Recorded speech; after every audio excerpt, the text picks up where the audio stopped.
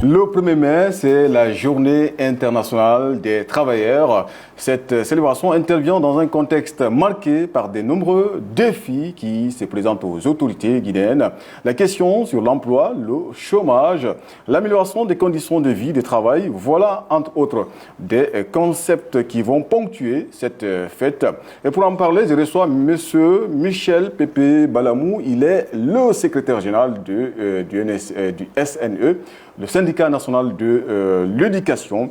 Bonjour à vous. Cet entretien, il convient de rappeler, consiste à décortiquer l'actualité en invitant des personnalités triées sur le volet.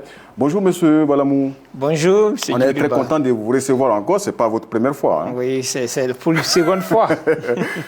Très bien. Oui. L'humanité célèbre la fête du travail. Que représente pour vous le 1er mai, monsieur Balamou?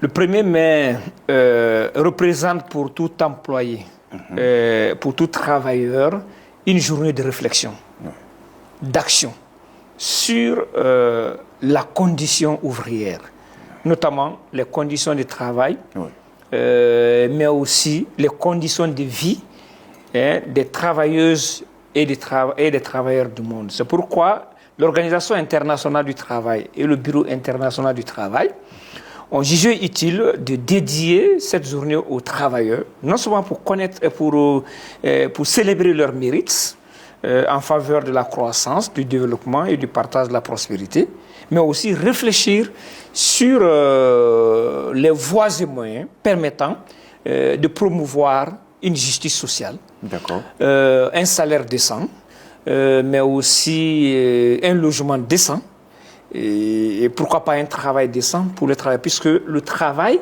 doit permettre de nourrir le travailleur. Le travail doit permettre, au-delà de la nourriture, au travailleur de préparer son avenir, préparer sa retraite, préparer sa vieillesse.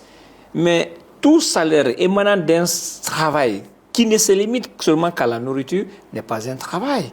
Donc c'est pourquoi il y a le salaire, il y a les accessoires de salaire, mais aussi il y a la protection sociale, liée par exemple à la prise en charge médicale du travailleur, l'assurance maladie, qu'elle soit universelle ou bien qu'elle soit limitée à une catégorie professionnelle bien déterminée, comme chez nous en Guinée par exemple, nous avons la Caisse nationale de prévoyance sociale qui a initié à partir d'août 2025 la prise en charge sanitaire des travailleurs. Donc ça fait en sorte que l'État prend à 80%, comment on peut appeler ça, les frais médicaux, des produits pharmaceutiques, des frais de consultation et d'évacuation de tout travailleur du secteur public, par exemple. Et de l'autre côté, au niveau du secteur privé, vous avez la Caisse nationale de sécurité sociale qui s'en occupe également. Eh bien, voilà qui est bien dit. Vous me prêtez le flanc. Vous évoquez certains aspects même que j'ignore. Alors, monsieur Balamou, parlez-nous des préparatifs de cette fête des travailleurs. Très dommage, moi, c'est avec un pincement de cœur que nous amorçons cette célébration du travailleur dans un contexte d'abord de division entre les organisations syndicales, des velléités de bicéphalisme qui se profilent à l'horizon, mais aussi des querelles de leadership et de représentativité au niveau de la coordination nationale du mouvement syndical guinéen, notamment entre la CNTG dirigée par Amadou Diallo, le camarade Amadou Diallo, et l'USTG dirigé par le camarade Abdoulaye Camara, le dernier, qui a acté la démission de l'USTG, du mouvement syndical dirigé par le coordinateur qui est Amadou Diallo. Ça, c'est d'abord un premier aspect. Le deuxième aspect, nous la célébrons dans un contexte de précarité indescriptible, caractérisé par la faiblesse du pouvoir d'achat des travailleurs, consubstantielle à la cherté des vies et de surcroît la demande sociale qui est très forte actuellement. Vous entendez partout par là, il y a des mouvements sociaux, des troubles par-ci par-là, et des travailleurs qui réclament des meilleures conditions de vie et de travail. Et le seul regret que j'ai dans les organisations en Guinée, c'est qu'on n'en fait pas de panels. En principe, vous devrez faire des panels. Des forats. il faut des panels sur la justice sociale, sur le travail décent, sur le logement décent, sur l'équité, sur le genre, sur le harcèlement en milieu de travail.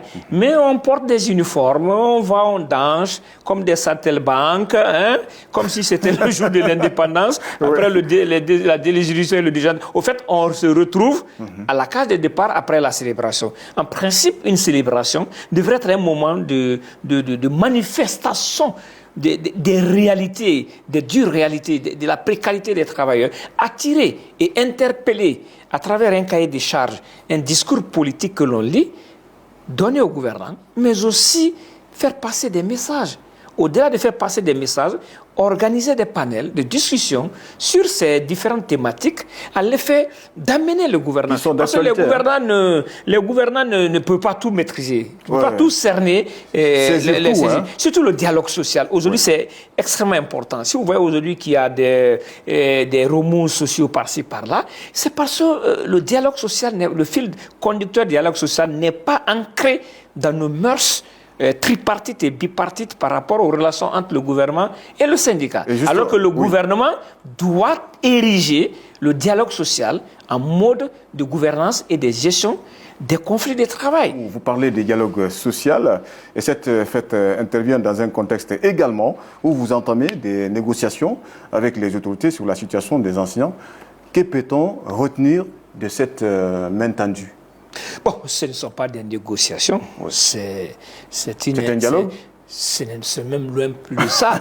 Au fait, ce sont des simples commissions que nous avons uniquement demandé à ce qu'elles soient opérationnelles. Au fait, moi, on n'a même pas besoin d'arriver là. Au fait, le gouvernement et le syndicat, dans une relation bipartite, on signe un protocole d'accord en date du samedi 3 janvier 2026. Et dans lequel protocole, il était librement inscrit la reprise, comment on appelle, des travaux de révision du projet du statut particulier des personnels de l'éducation et de la formation à partir du mois de janvier. Et les conventions légalement formées tiennent lieu de loi à ceux qui les ont faites. Donc si les deux parties, gouvernement et syndicats, ont convenu du principe qu'à partir du mois de février, il va falloir reprendre les travaux de continuation, de révision du statut particulier. Donc on n'avait pas besoin de menacer ni d'alerter. Il suffisait juste ou de faire des sorties médiatiques. Voilà, ou de faire des sorties médiatiques. Il suffisait tout simplement. C'est pas par gaieté de cœur que nous le faisons. Il suffit que le mois de février, on se rend compte. Bon, voilà, il y a ça, vu les impératifs du temps, le gouvernement vient d'être formé, il y a des ministres qui n'ont pas pris connaissance du dossier, il y a la crise de liquidité, nous partons vers les élections, nous voudrons que nous signions au moins une trêve sociale. Parce qu'une trêve sociale, c'est un engagement contractuel. Qui oblige les deux parties à faire ou à ne pas faire quelque chose pendant une période bien déterminée. Ça peut être 2 ans, ça peut être 3 ans, ça peut être 5 ans. Mais en ce moment, le gouvernement s'engage à faire ceci, à faire cela. Et le syndicat aussi s'engage à ne pas organiser une grève pendant cette période de trêve. Mais ça n'a pas été fait. Maintenant, aujourd'hui, nous avons dit, ces 3 commissions-là, si elles sont opérationnelles, il s'agit de la commission technique chargée de traiter les listes des enseignants contractuels non retenus à l'issue de l'évaluation en pratique des classes et qui sont au nombre de 4500. Ils ont des notes et le protocole dit tout simplement il faut les engager, ceux qui ont la moyenne. Voilà.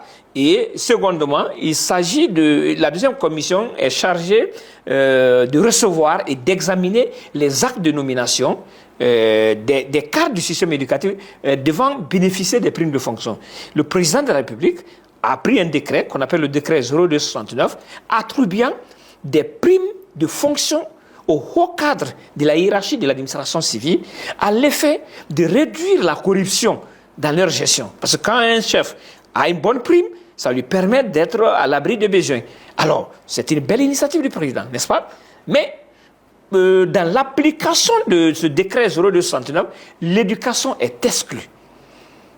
les trois sous-secteurs de l'éducation. L'enseignement préuniversitaire, l'enseignement technique professionnel et l'enseignement supérieur, la recherche et l'innovation. Oui. Nous avons dit, s'il y a question de récompenser quelqu'un, c'est l'enseignant, c'est l'artisan de la société, c'est le bâtisseur des nations, c'est le forgeron des imaginaires et des âmes. Donc, on ne peut pas attribuer des primes de fonction à ceux qui ont des arts ou se débrouiller. Alors que l'enseignant ne vit que de son salaire. Les proviseurs, les DPE, les DCE, les chefs, les directeurs de corps primaires, les principaux. Dès que vous retirez même 1000 francs à un élève, c'est sur la toile, c'est dans les médias, on a arnaqué notre enfant. Alors qu'il n'a aucun budget de fonctionnement. La troisième commission technique doit travailler sur la continuation des travaux de révision du statut particulier des personnels de l'éducation, puisqu'on avait entamé depuis le mois de septembre 2025. Donc ces travaux ont connu une certaine rupture, donc il fallait reprendre. Donc uniquement, nous avions demandé que ces trois commissions reprennent. Et c'est ce qui a fait la pomme de discorde entre gouvernement et syndicats jusqu'à ce qu'on est arrivé au clash. Oui, on va continuer l'entretien, M. Balamou. Et pendant les festivités, la question sur le chômage, certainement va revenir, sera débattue. Et que préconisez-vous sur cette problématique à laquelle de nombreux jeunes sont confrontés? Vous savez, moi, je n'ai pas la langue dans la poche. Il ne faut même pas s'attendre de quelque chose de cette célébration en Guinée. C'est de la mamaya. Non, c'est la vérité. C'est pourquoi nous, au niveau du syndicat national de l'éducation, nous avons décidé cette année de ne pas nous associer à ça et organiser des panels, des journées de réflexion, d'action, rendre visite aux enseignants qui sont malades et qui ont été victimes d'accidents de travail. Parce qu'aujourd'hui, vous avez beaucoup de maladies aujourd'hui avec la poudre de craie. Le fait que l'enseignant part, il s'égousille, il se déshydrate. Le fait qu'il prépare à la lumière de la bougie à l'intérieur du pays, par exemple, les yeux, il y a la myopie et autres. Il y a beaucoup de maladies aujourd'hui professionnelles et des accidents de travail auxquels les enseignants sont confrontés. Il y a aussi des enseignants admis à faire valoir leur droit à la retraite qui sont aujourd'hui dans une précarité indescriptible. C'est comme si tu rends 40 ans de service à la nation et on te met à la retraite. C'est comme si on t'envoie dans un cycle infernal de précarité de vie. Donc, pourquoi aujourd'hui les gens changent leur acte de naissance pour diminuer leur âge? Tout le monde a peur d'aller à la retraite. Regarde les réformes de la retraite en France. Le gouvernement veut que les gens aillent à 65 ans. Les gens disent non, on veut 62 ans. Voyez-vous? Donc, les gens sont pressés pour aller à la retraite dans les autres pays. Pourquoi? Parce que la retraite est bien préparée. Elle est bien rémunérée. Il y a les logements sociaux, les maisons de retraite, il y a les pensions alimentaires de retraite, il y a l'assurance, il y a ça. Donc, les gens même sont pressés pour aller à la retraite. Mais chez nous, on vous annonce... Il y a un enseignant, on lui a annoncé la retraite à Kenya, il a piqué crise, c'est dans ça il est décédé. Dès qu'on lui a dit, c'était en 2024, 2006, mes souvenirs sont très bien. Dès qu'on lui a dit qu'il doit aller à la retraite, voyant qu'il n'a pas fini de construire, et son soubassement est plus vieux que son premier fils. Et il se dit, mais je vais à la retraite, comment je vais vivre maintenant? Voyez-vous? Donc, retraite, c'est comme synonyme que vous partez en enfer. Non, c'est synonyme de mort. Ou de mort. Quand vous allez, les autres sont contents de la retraite. C'est une représentation sociale. Exact. Donc, c'est pourquoi nous, on veut inverser la tendance au niveau des syndicats nationaux de l'éducation. On a déjà des attaches avec des institutions internationales qui travaillent dans le cadre de l'éducation, qu'on veut vraiment travailler. C'est pourquoi nous allons interpeller dans notre cahier des charges le président de la République pour qu'il travaille sur les logements sociaux. Parce qu'aujourd'hui, quand vous enlevez l'alimentation, le logement, le transport, même si l'enseignant, le fonctionnaire est payé à 100 000, 200 000, ça lui va. Mais regardez aujourd'hui, les gens sont à 4 500 000. Vous partez à Kipé. 2 chambres salon à Kipé, minimum c'est 3 millions. 2 500 000. 2 500 000, 3 millions. Oui. Maintenant, vous êtes payé à 4 millions. 4 500 000 aujourd'hui. Celui qui a fait 15 ans, 16 ans, à 4 500 000. Maintenant, comment vous pouvez prendre plus de la moitié de vos salaires uniquement que dans le loyer? C'est ça qu'il y a l'habitat social, la politique de l'habitat social. Ça facilite. Si les travailleurs sont logés, très facilement. S'il y a l'assurance maladie, ton enfant tombe malade, ta femme tombe malade, toi-même tu tombes malade, tu n'as plus besoin d'aller payer des grandes factures dans les c'est l'État qui s'en charge. S'il y a les moyens des transports urbains publics revus à la baisse, ça diminue. Voilà, s'il y a des écoles publiques en quantité et en qualité dans tous les quartiers, tu ne payes pas de frais de scolarité, même si tu es payé à 2 millions, ton salaire peut te suffire. Donc aujourd'hui, il faut que syndicats et gouvernement, que nous comprenions que ce n'est pas seulement l'augmentation des salaires aujourd'hui qui... Vous augmentez aujourd'hui directement, le propriétaire de l'OIA augmente. Diallo, le boutiquier aussi augmente par là. Hein, la pharmacie, les produits commencent à augmenter. Même la vendeuse de piments augmente. Tout le monde sait qu'il y a une augmentation. D'accord, monsieur Balamou, le combat que vous entendez mener, vous n'êtes pas seul, il y a d'autres structures syndicales, mais vous avez exclu le SLEG, le syndicat libre des enseignants et chercheurs de Guinée. Qu'est-ce qui a motivé cette décision, M. Balamou? Vous savez, le droit de grève est un droit collectif à exercice individuel. Même en France, tous les syndicats ne vont pas en grève. Voilà, et le SLEG, c'est un syndicat que nous respectons, qui a vraiment été à l'avant-garde du combat pour l'amélioration des conditions de vie des enseignants dans les années 91 jusqu'en 2010-2020. Mais aujourd'hui, le SLEG a fait un revirement spectaculaire et est devenu l'avocat défenseur des plus forts contre les faibles, alors que le syndicat doit être du côté des faibles, des opprimés. Oui, le syndicat, c'est la voix des sans-voix. C'est celui qui ose dire haut ce que les autres murmurent bas. C'est celui-là qui porte la voix des enseignants et des travailleurs. Donc, nous avons compris, dès la première grève de décembre 2025, déjà, le SLEG, on a fait toutes les démarches ensemble. Dès qu'il est arrivé au moment où il fallait signer l'avis de grève, le SLEG dit qu'il ne signe pas. Et nous sommes portés à la grève, et la grève a réussi. Cette fois-ci, encore nous, on s'est dit, bon, quelqu'un qui a trahi, trahira toujours. Voilà, donc on ne s'est pas fatigué à aller vers eux, oui, parce qu'on sait que le même rythme allait venir. Et voilà qu'on organise on projette une assemblée générale qui n'est même pas arrivée. Ils sortent, ils disent qu'eux, ils n'ont pas été consultés. C'est bien vrai, ils n'ont pas été consultés parce qu'on n'a pas eu la volonté de consulter, parce qu'on savait déjà leur position, ils n'allaient pas s'associer à notre démarche. D'accord. Maintenant, ils anticipent une autre assemblée générale, le jeudi avant l'assemblée du samedi, et ils décident unanimement qu'il n'est pas opportun d'aller en grève. Voilà, déjà, et même, ils se sont affichés. Voilà, donc ce qui a fait que nous, on a dit, comme le SLEG pour le moment n'est pas vraiment en phase de défendre les intérêts matériels et moraux des enseignants, c'est son droit. Mais nous qui avons cette conscience morale aussi professionnelle et de voir la souffrance des enseignants et par rapport à nos intérêts personnels, sinon aujourd'hui on pouvait boire à la même buvette qu'eux. Goûter à la soupe. Hein? On pouvait aller à la soupe pour avoir ce qu'ils ont. Mais on a préféré, parce que vu ce qui se passe, il y a des enseignants aujourd'hui qui dorment dans la maison. Il y a un certain Thomas, si vous avez suivi notre assemblée générale, il a envoyé ses deux femmes, sa femme et son enfant au village. Ces deux enfants qui sont avec lui, soit ils sont tous sa grande sœur, lui il dort au salon. Et justement, M. Balamou, un enseignant, salaire bloqué. Un mot sur la crise de liquidité qui affecte surtout les enseignants de l'intérieur du pays. Pas seulement que l'intérieur, même ici, Guibri, quand vous partez devant les banques. D'ailleurs, c'est une façon de féliciter d'abord le gouvernement parce que tout n'est pas aussi catastrophique. Hein, parce que nous avons interpellé le gouvernement de faire en sorte que les enseignants soient prioritaires dans le virage. Vous l'avez vu, depuis le 21, les salaires sont maintenant disponibles. Aujourd'hui, vous passez devant certaines... Je viens de passer notamment dans certaines... à la banque marocaine. C'est une publicité. Voilà, aujourd'hui, maintenant, il y a moins moins d'attroupement parce que ça commence à aller. Quand on paye vite et qu'il y a disponibilité de liquidité, ça crée moins de banques. Mais en réalité, ça a affecté les cours. Parce que les enseignants se levaient à 3 heures du matin. Pour aller s'inscrire sur une liste d'attente. Et se mettre en file indienne. Et donc, ils bénéficiaient c'était un plafonnement, paiement par tranche, 500 000 à 2 millions selon les banques.